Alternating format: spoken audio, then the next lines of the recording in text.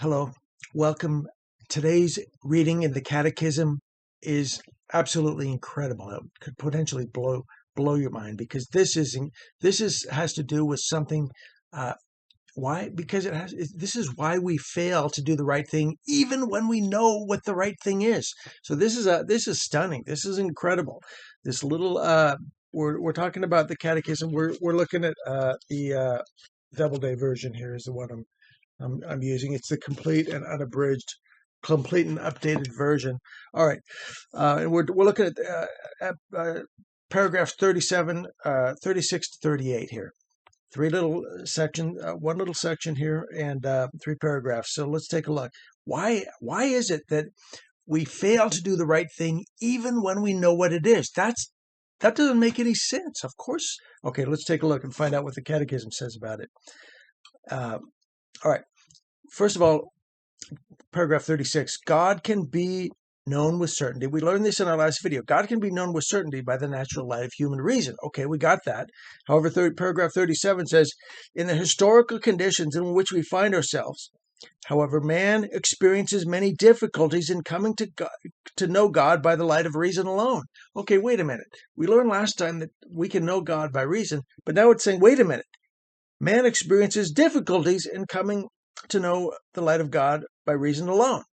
So let's find out why. According to Pius the 12th, many obstacles that would be the Pope Pius, many obstacles which prevent reason from the effective and fruitful from use of, okay, what are the obstacles preventing us reason from getting results? All right, human action and influence. Human action calls for self-surrender and abnegation. In other words, self-denial. Human action calls for self-surrender and self-denial.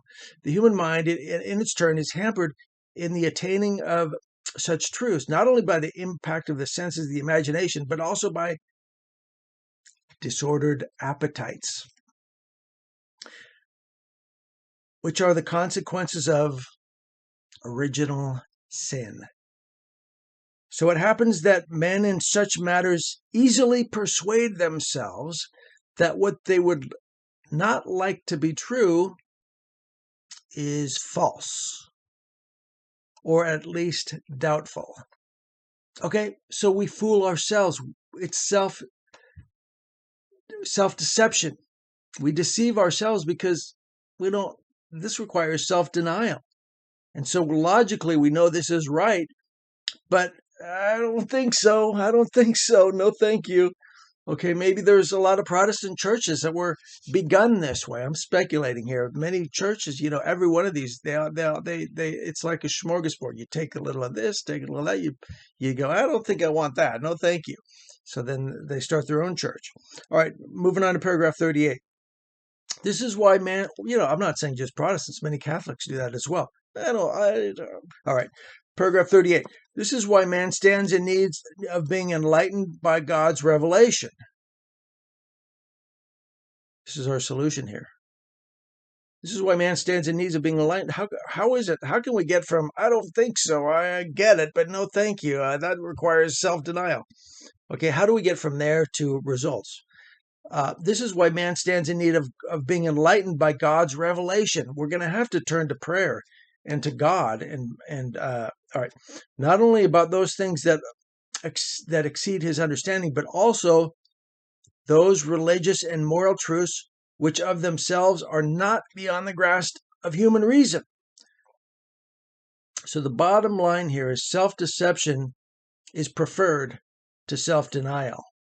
And the solution is going to be God's revelation. We're going to have to turn to God and pray.